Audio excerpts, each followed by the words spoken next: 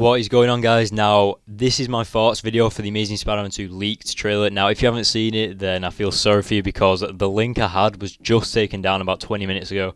Kind of annoyed, but if I find another link, then I will put it in the description below, and then you can watch it from there. But as of right now, we're just going to start from beginning to end of the trailer, and at the beginning, you can obviously see that Spider-Man loves being Spider-Man. He's good at it.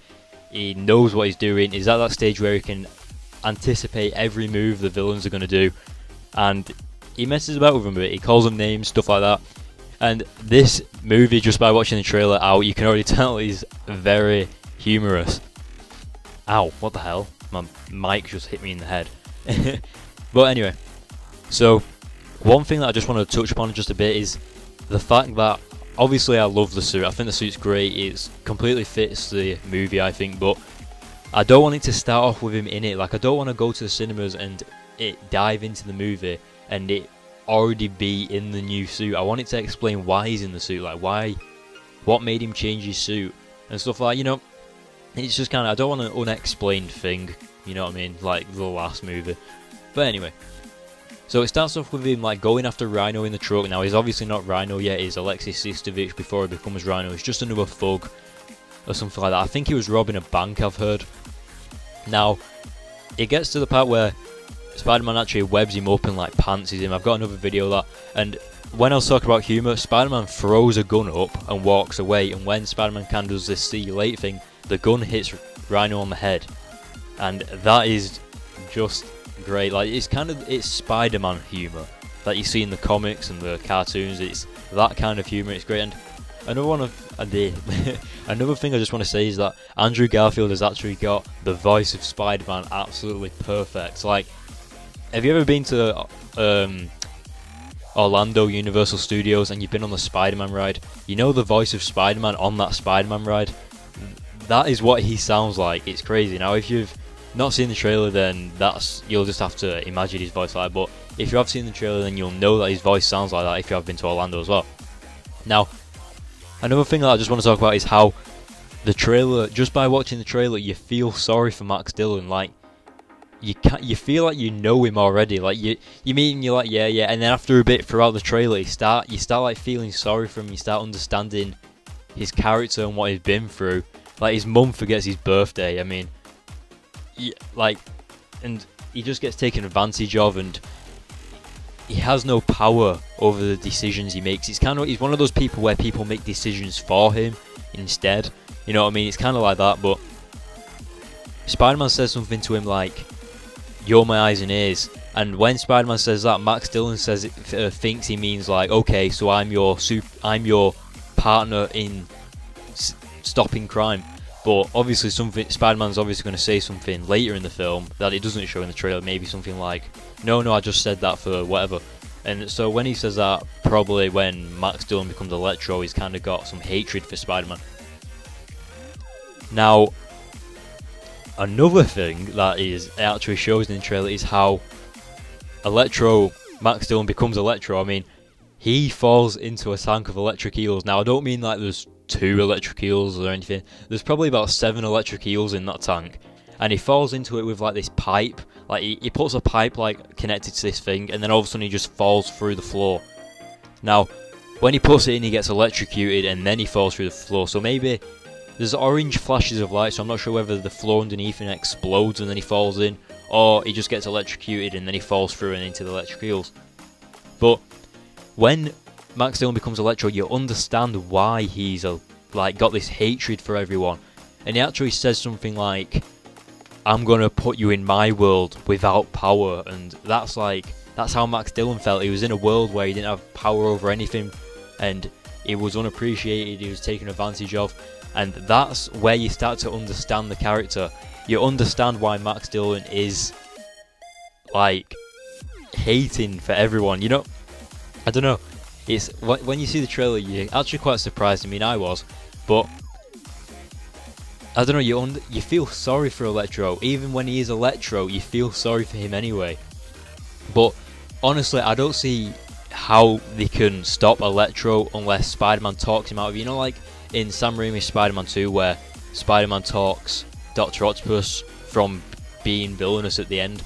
Well, that's the only way I can kind of see this from ending, like from the Amazing Spider-Man 2 ending, unless they kill Jamie Foxx, like unless they kill Max Dillon or Spider-Man talks him out of being villainous, because Max Dillon isn't really a villain, he just kind of has this power and he wants to get payback on the people that's hurt him in life. So yeah, that's the only way I can see it ending, but I don't know, that's just me speculating.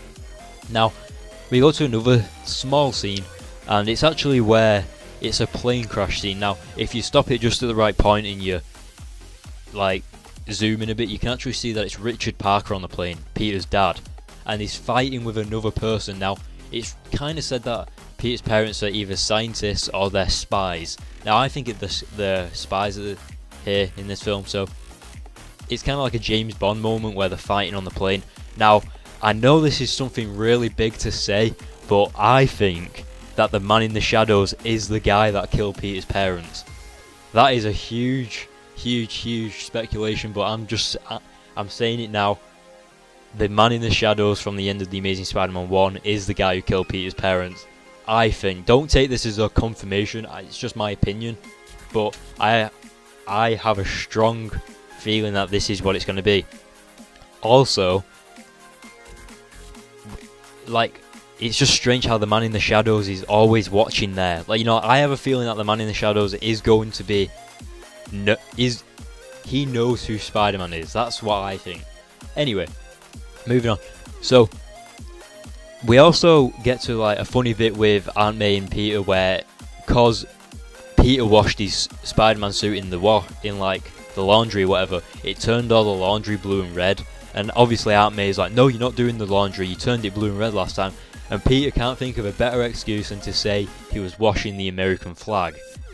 And the conversations between them are just so human. You know, like if someone said to you, I was washing the American flag, then you'd obviously be like, nobody washes the American flag, why would you do that?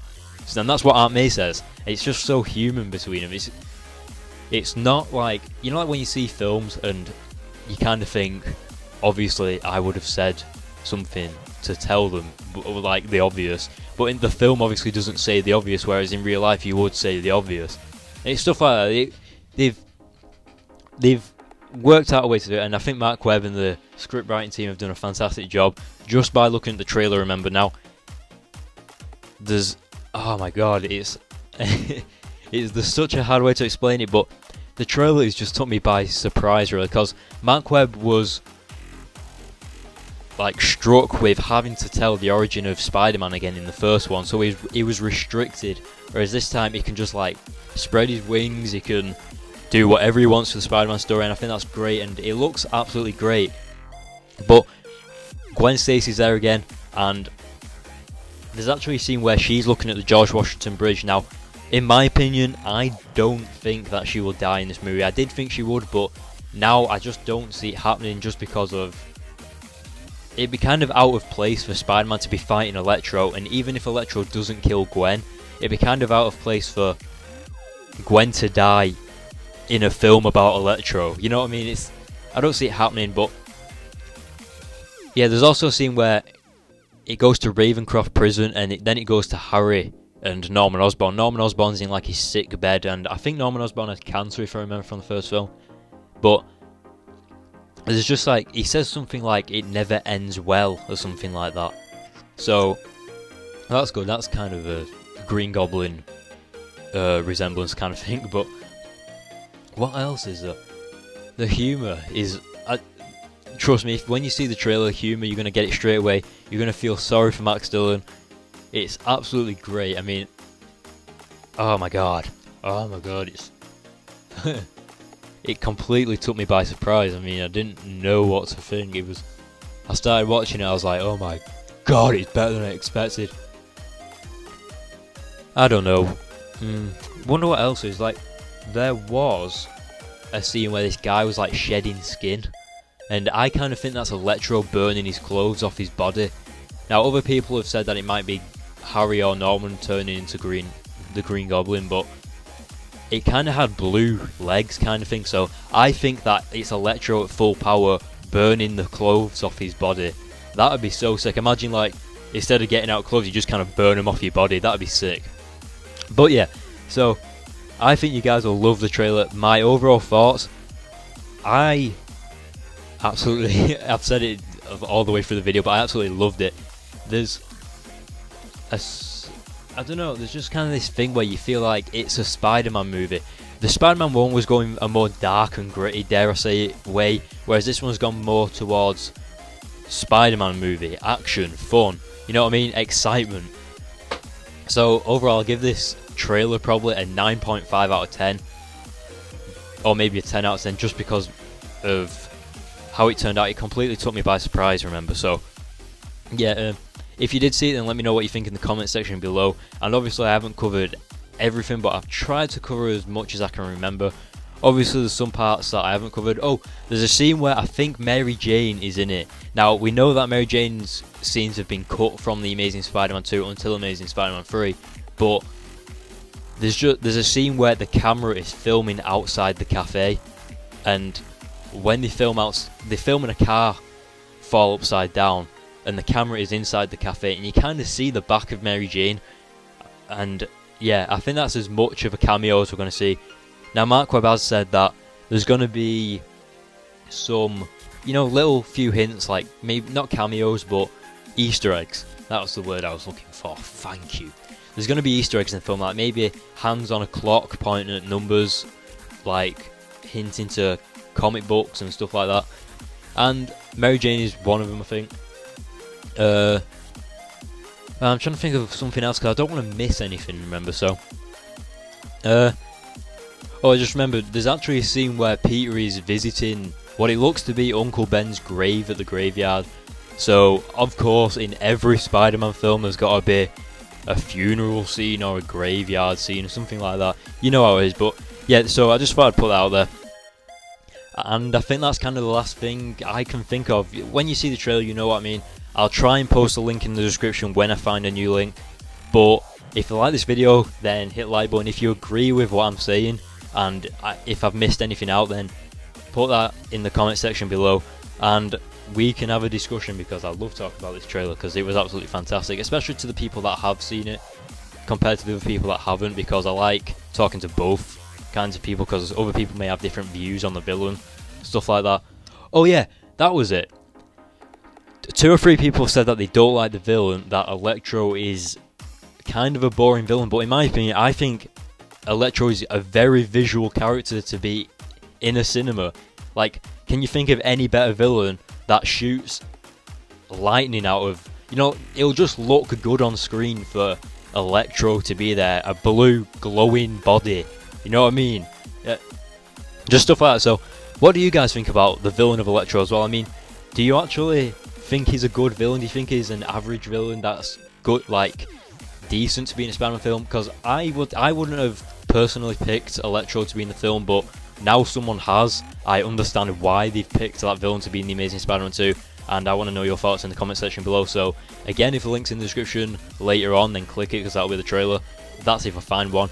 Hit the like button, hit the subscribe button for more, and follow me on Twitter, because I always post stuff on Twitter about Amazing Spider-Man 2. If I find a link, I'll post it on Twitter first.